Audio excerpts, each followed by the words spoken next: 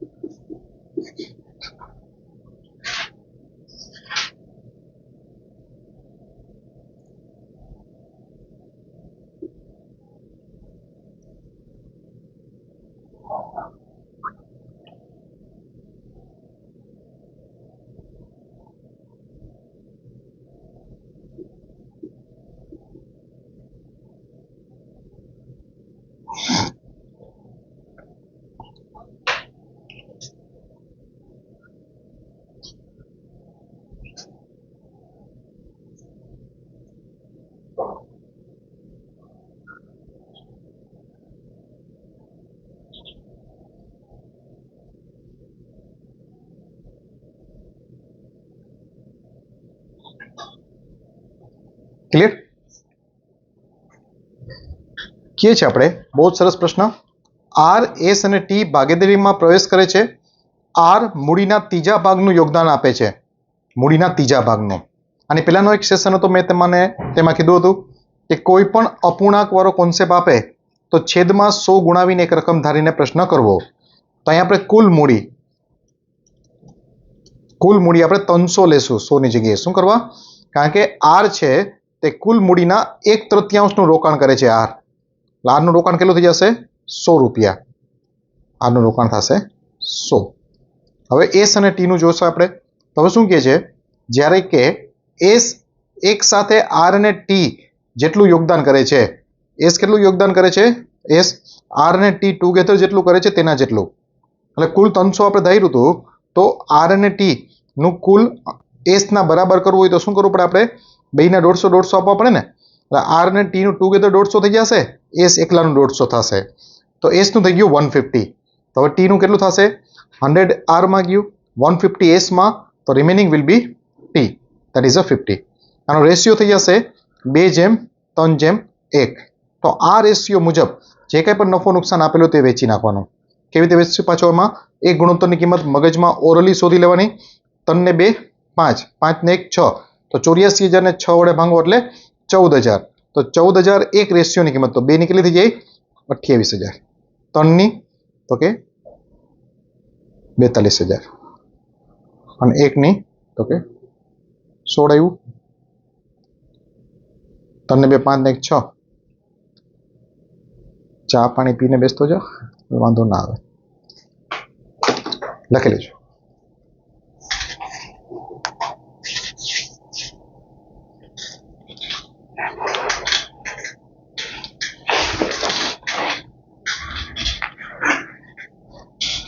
સારો પ્રશ્ન છે, ખાસ ધ્યાનમાં રાખજો ભાઈ.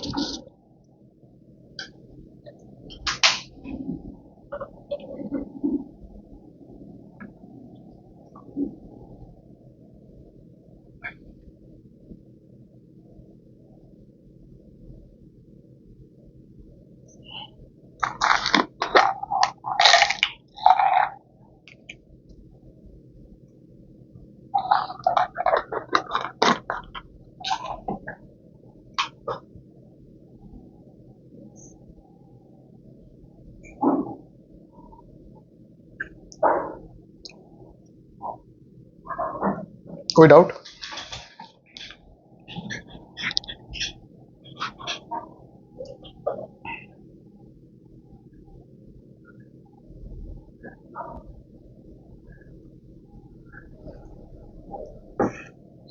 કાલે જે એક એવો પ્રશ્ન કર્યો તો આપણે કે ભાઈ અમુક મૂડીના ગુણોત્તર મુજબ અમુક પ્રોફિટ વેચવાનો છે, બાકીનો પ્રોફિટ છે તે સરખા ભાગે 50% પ્રોફિટ સરખા ભાગે 50% મૂડીના ગુણોત્તરમાં કઈ રીતે કરો તે લાસ્ટ સેશનમાં આપણે ક્વેશ્ચન કર્યો તો. ટ્રાય કરો, મેક્સિમમ 60 સેકન્ડમાં પ્રશ્ન થઈ જવો જોઈએ. ફાસ્ટ કોશિશ કરો પહેલા એને. લાસ્ટ સેશનમાં આપણે ઓલરેડી કરી ગયા છીએ.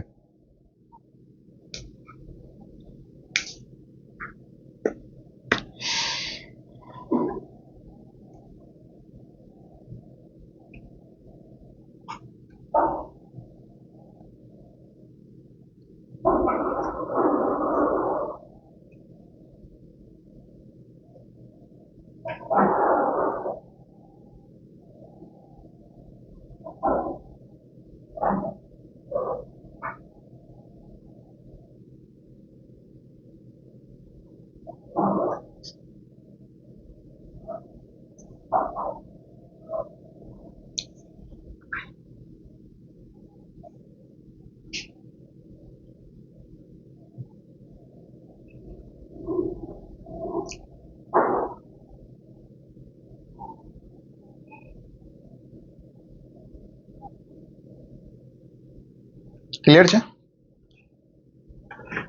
તો આમાં શું થશે તો કે નિલેશ અને કમલેશ કરીને કોઈ બે પાર્ટનર છે. નિલેશ 15,000 રૂપિયાથી ધંધામાં જોડાય છે, એટલે કે કમલેશ છે તે 18,000. તો મૂડીનો ગુણોત્તર શું થઈ જશે? 5:6. હવે શું કહે છે? નફો અથવા નુકસાન 50% બરાબર ભાગમાં એટલે સરખા ભાગમાં બાકીનો 50% મૂડીના ગુણોત્તરમાં વેચવાનો છે. જો વેપારમાં 9,240 નો નફો થયો હોય તો નિલેશને કેટલા રૂપિયા મળશે એવું આપણે પૂછ્યું છે. તો આપણે શું કરવાનું તો કે એક રકમ આપણે ધારવી પડશે. આપણે રકમ કઈ ધારશું એટલે કે નફો આપણે અહીંયા ધારી લેશું. નફો કયો ધારવો દેટ ઇઝ ધ ઇમ્પોર્ટન્ટ. તો અહીંયા આપણે કુલ નફો મેક્સિમમ તો 100 ધારીને થઈ જાય, પરંતુ એક વસ્તુ ધ્યાનમાં રાખવાની આપણે કે અહીંયા મારે અડધો નફો કર્યા પછી નફો જે ધારીશું એનો અડધો કર્યા પછી 5:6 વેચવો છે. 5:6 5 ને 6 11 એટલે અડધો કર્યા પછી 11 વડે ભાંગી શકાય તેવી રકમ ધરાય. તો અહીંયા હું શું ધારીશ? 2200. શું કરવા 2200 ધાર્યું? કારણ કે 2200 ના અડધા કરો એટલે 1100 અને બાકીના 1100 હું 5:6 ઇઝીલી વેચી શકું એટલા માટે. 1100 ને સરખા ભાગમાં 1:1 વેચવાના જેમ કીધું છે આપણે, એટલે કે 550 અને બાકીના 1100 મૂડીના ગુણોત્તરમાં એટલે 5:6 5 ને 6 11 1100 ને 11 વડે ભાંગો એટલે 100 એક ગુણોત્તરની કિંમત થઈ. તો 5:6 કેટલા થશે? અહીંયા 500 અને 600. ક્લિયર? હવે શું જોઈ છે આપણે? નિલેશનો નફો. તો નિલેશને કેટલા થયા? અહીંયા 1050 થયા. 1050 અને આપણે કુલ નફો આપ્યો છે. હવે સરખાવી દો કે જ્યારે કુલ નફો 2200 રૂપિયા ત્યારે નિલેશને કેટલા મળે છે? 1050. તો 9,240 કેટલા? હંમેશા ઓપ્શન ઉપર ધ્યાન આપીને પ્રશ્નો કરવા જોઈએ.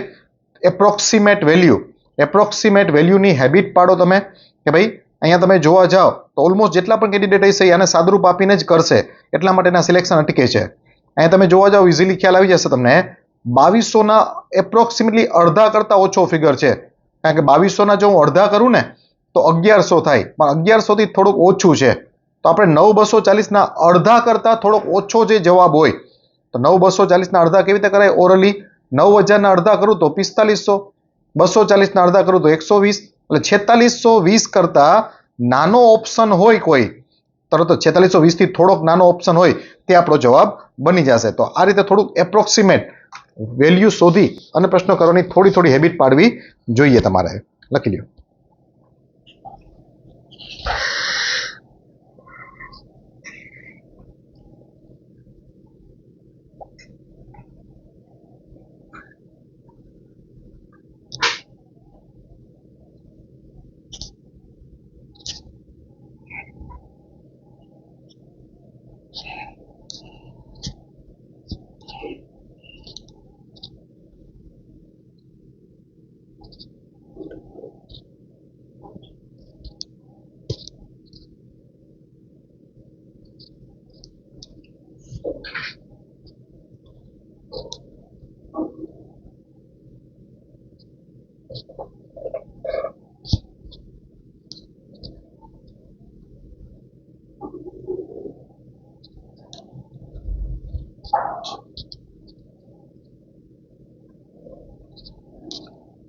ક્લિયર?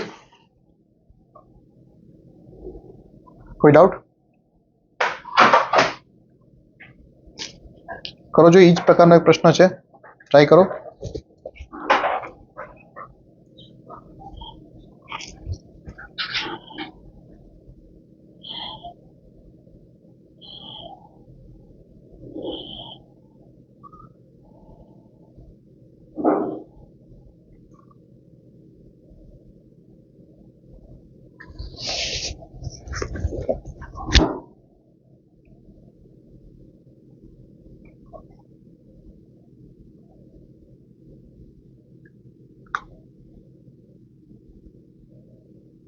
મંથનો કોન્સેપ્ટ આમાં સાથે છે, તે સિવાય મૂડીમાં પણ વધારો ઘટાડો કરી રહ્યા છે. સહેલો પ્રશ્ન છે, થોડોક સમજીને કરો. 1 મિનિટ જેટલો સમય લાગે એનાથી વધારે ના લાગે.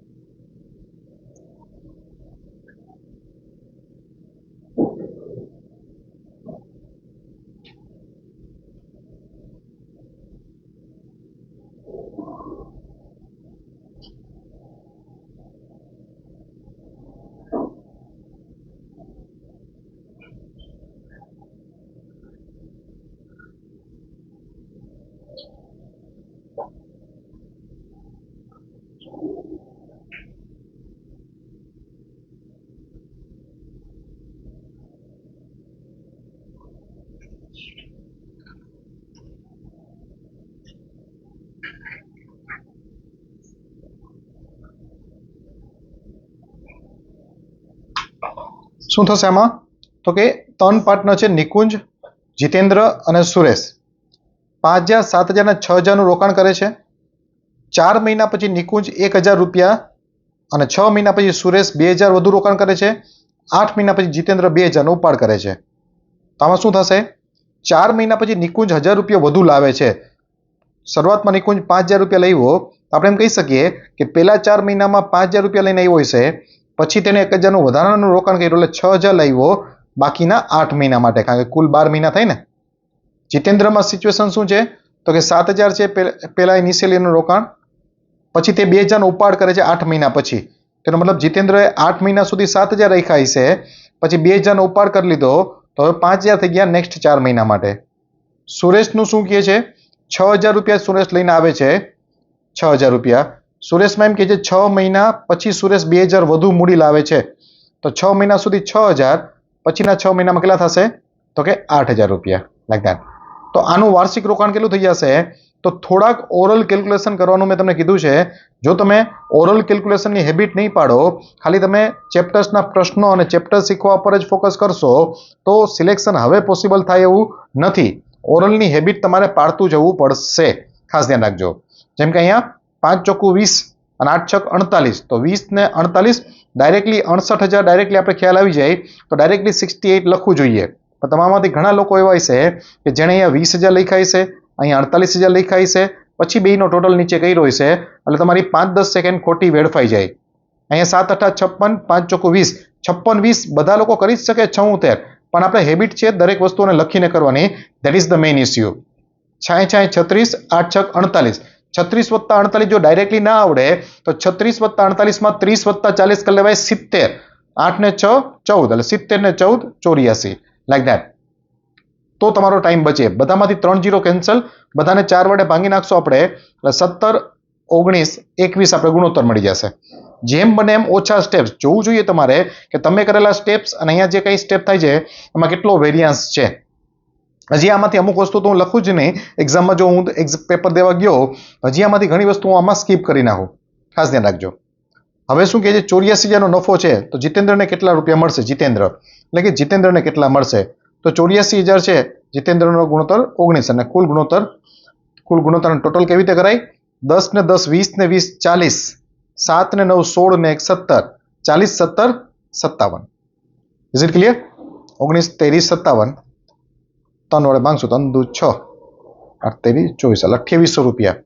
2800 you will get very easily.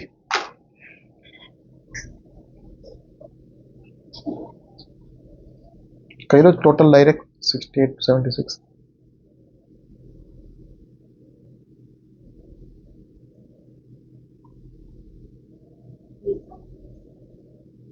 લખ્યું છે ને?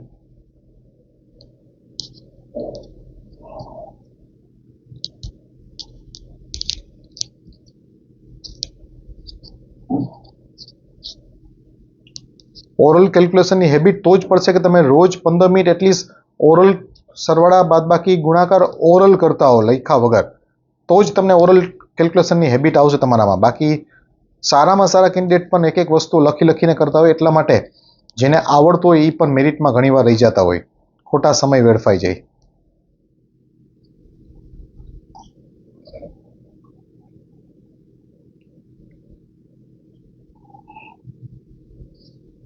ક્લિયર? સારો પ્રશ્ન છે. એક્ઝામ ટાઈમે તમારે આને રિવાઇઝ કરીને જવો જોઈએ. અમુક ક્વેશ્ચન મેં કીધું તમને કે હંમેશા એક શેડ્યુલ બનાવો કે ભાઈ એક્ઝામના તમારી જે એક્ઝામ ડેટ હોય એક્ઝામ ડેટના 10 દિવસ પહેલા 10 days પહેલાનું શેડ્યુલ હોવું જોઈએ. પર ડે એક દિવસમાં એક સબ્જેક્ટ લાઈક દેટ કે ભાઈ ઇતિહાસ તો એક દિવસમાં આખું ઇતિહાસ રિવાઇઝ કરવાનો, એક દિવસમાં આખું ભૂગોળ તો આખું ભૂગોળ લાઈક દેટ, એક દિવસમાં મેથ્સ તો મેથ્સ. ભાઈ મેથ્સ આખું મેથ્સ પોસિબલ ના થાય એના માટે તમારે અત્યારથી જ તમે જે મેથ્સના પ્રશ્નો કરતા જાઓ ચેપ્ટર વાઇઝ એમાંથી જે એવા પ્રશ્નો લાગે કે આ પ્રશ્નો મારે એક્ઝામ ટાઈમે રિવાઇઝ કરવા લાયક છે એને માર્કિંગ કરી લેવું જોઈએ પર ડે 1 સબ્જેક્ટ. તો તેમાંનો એક પ્રશ્ન તમે આને લઈ શકો કે આને તમારે એક્ઝામ ટાઈમે રિવાઇઝ કરવો જોઈએ મારા હિસાબે. તે સિવાય તમારે ખુદનું પણ જોવું જોઈએ કે મને આ કયો પ્રશ્ન રિવાઇઝ કરવાની જરૂર પડશે, તે તમારે ખુદનું પણ ઇન્ડિવિજ્યુઅલી જોવું જોઈએ. ડન?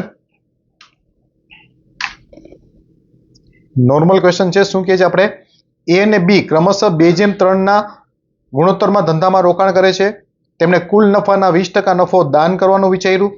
ત્યારબાદ નફામાંથી 25% રકમ છે તે એ ને પગાર તરીકે આપવાની છે આપણે અહીંયા, અને બાકીનો નફો માંથી એ ને 44,000 મળે છે તો બી નો ભાગ શોધો. ઓલરેડી આપણે આવો પ્રશ્ન કરી ગયા છીએ. વધીને 50 સેકન્ડ જેવો ટાઈમ લાગે, એનાથી વધારે ના લાગે, એકદમ ક્વિકલી કરો ટ્રાય.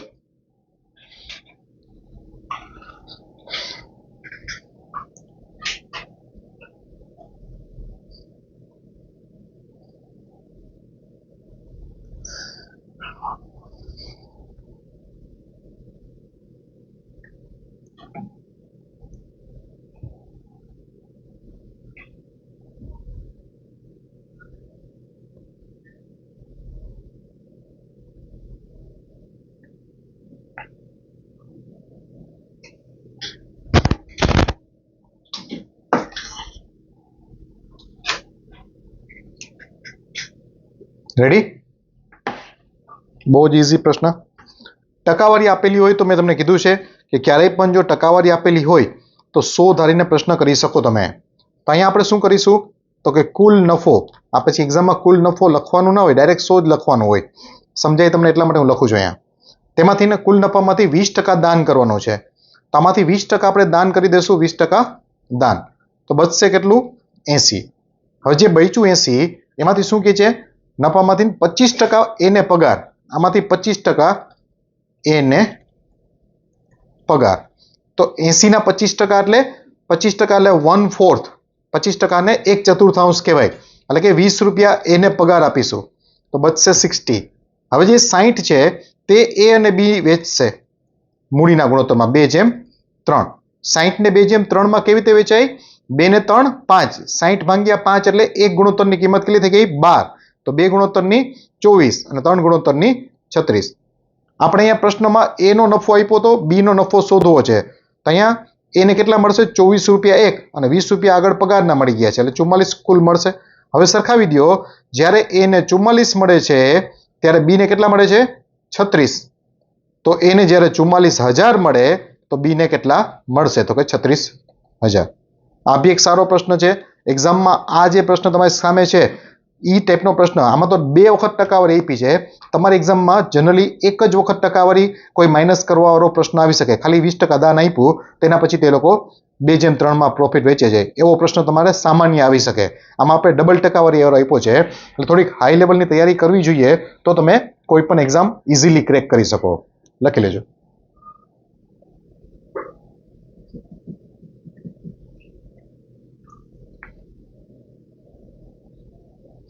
છતાં કોઈ ડાઉટ હોય તો બોલજો.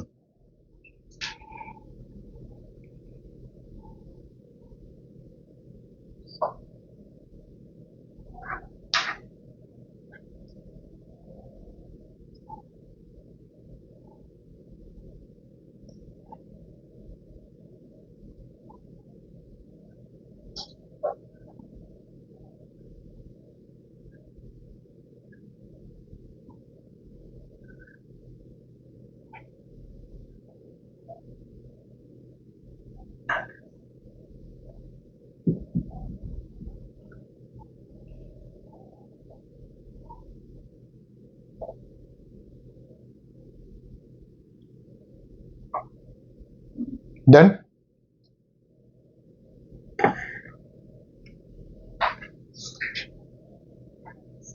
કરો જોઈએ, હમણાં થોડી વાર પહેલા કર્યો એ પ્રકારનો છે, થોડો બડો ટ્રાય કરો.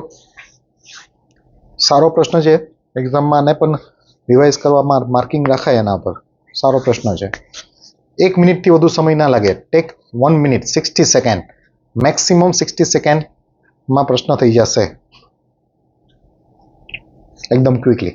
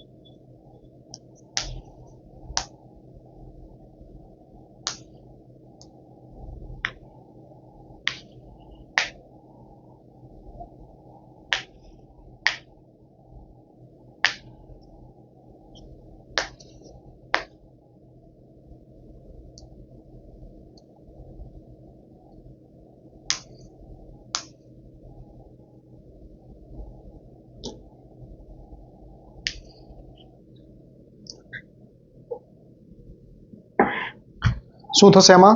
તો PQR, PQ અને R 40,000, 50,000 અને 60,000 નું રોકાણ કરે છે.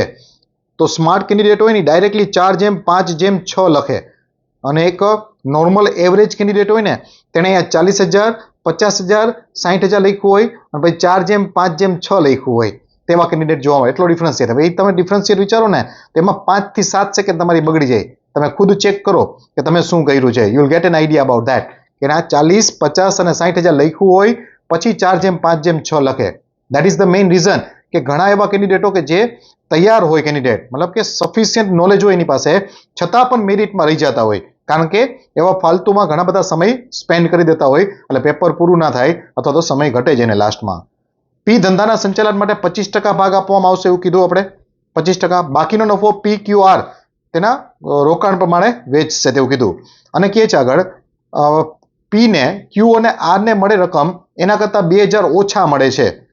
તો મેં તમને કીધું હતું કે ક્યારેય પણ કોઈ રકમ ધારીને પ્રશ્ન કરવા જાઓ ને તો તમારે ખાસ શું ધ્યાન રાખવાનું કે એકચ્યુઅલ ફિગર તમને શું આપ્યો છે. એકચ્યુઅલ ફિગર મને શું આપ્યો છે તો કે પી ને ક્યુ અને આર ના કુલ નફા કરતા 2000 ઓછા મળે છે.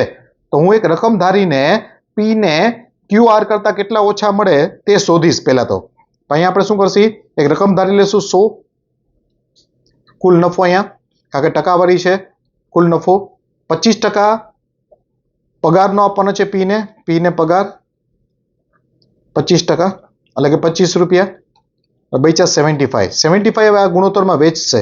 આ જોઈ લેવાનું હવે 5 ને 4 9 ને 6 15.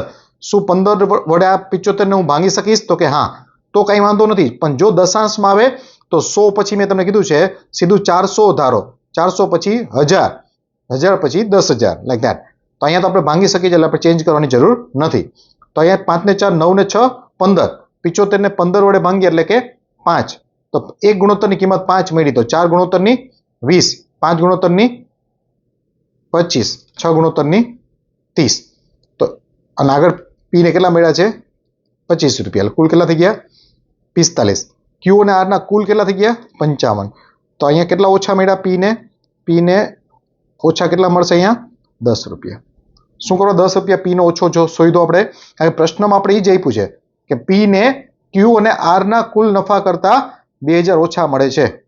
તો આપણે કુલ નફો શોધવાનો છે. હવે ખાલી શું કરવાનું, સરખાવી દેવાનું કે જ્યારે પી ને ઓછા 10 મળે ત્યારે કુલ નફો કેટલો 100.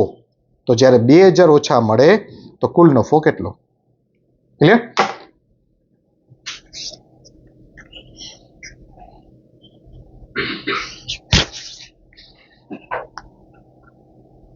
ચેપ્ટર્સ ક્વેશ્ચન્સ વગેરે શીખતા સાથે એ પણ તમારે જોવાનું કે કેવી રીતે તમે સમય બચાવી શકો, એમાં ટાઈમ કેવી રીતે સેવ થઈ શકે. કેલ્ક્યુલેશનની ટ્રિક્સ, ટેબલ્સ અને ખાસ કરીને સ્માર્ટ મેથ્સના કોન્સેપ્ટ્સ.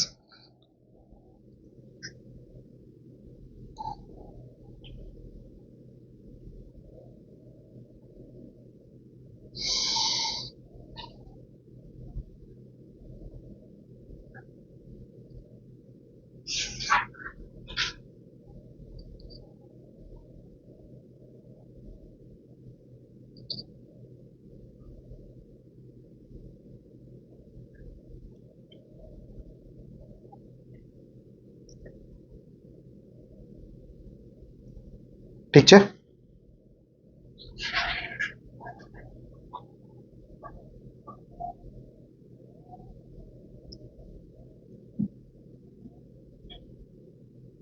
આ બી એક સારો પ્રશ્ન છે. એક્ઝામ માટે તમારે માર્કિંગ કરીને રાખવો જોઈએ કે એક્ઝામના એક દિવસમાં જ્યારે આપણે આખું મેથ્સ કરો તમે રિવાઇઝ, ત્યારે આને ખાસ રિવાઇઝ કરવો જોઈએ.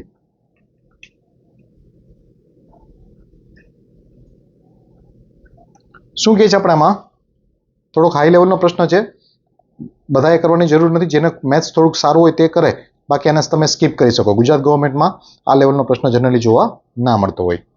એમ અને આર અનુક્રમે 12,000 અને 15,000નું રોકાણ કરી એક વ્યવસાય શરૂ કરે છે.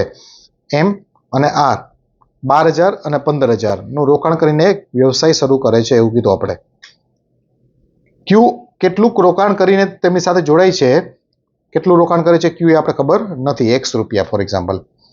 તે અનુક્રમે 5 વર્ષ, 6 વર્ષ અને 8 વર્ષ માટે રોકાણ કરે છે. 5, 6 અને 8 વર્ષ માટે. તો વાર્ષિક મૂડી તમને મળી જશે 12 50 60, 15 6 90 અને અહીંયા 8x. જેમાંથી આરનો ભાગ કુલ નફો છે 28,382. 28,382 માંથી ને આરને 11,106 રૂપિયા મળે છે આરને. તો ક્યુ એ વ્યવસાયમાં મૂડીનું રોકાણ કેટલું કર્યું હશે, ક્યુ એ કેટલું વ્યવસાયમાં રોકાણ કરેલું હશે. તો આમાં શું કરી લેવાનું, પહેલા આપણે પેલું કામ શું કરી લેવાય આપણે અહીંયા 11,106 નફો મળે છે આર ને, કુલ નફો આપણે આપ્યો છે 28,382. તો શું કરાય, પહેલા 11,106 ના જ્યારે નફો મળે છે ત્યારે રોકાણ કેટલું કરવું પડે છે, 90,000 ને, વાર્ષિક રોકાણ ત્યારે કેટલું થયું, 90,000. તો ડાયરેક્ટલી તમે વિચારો કે 28,382 કુલ નફો છે ને, તો એ કુલ વાર્ષિક મૂડી મળી જશે, કુલ વાર્ષિક મૂડી. કે ના સમજાણું કે ભાઈ 11,106 નો નફો જોતો હોય તો 90,000 નું રોકાણ કરવું પડ્યું, તો આ કુલ નફો તો 28,382 છે ને, તો કુલ રોકાણે કુલ વાર્ષિક મૂડી તમને ઇઝીલી મળી રહેશે, કુલ મૂડી. તો આને કુલ મૂડી તમે શોધશો તો તમને કેટલી મળી જશે અહીંયા, તો કે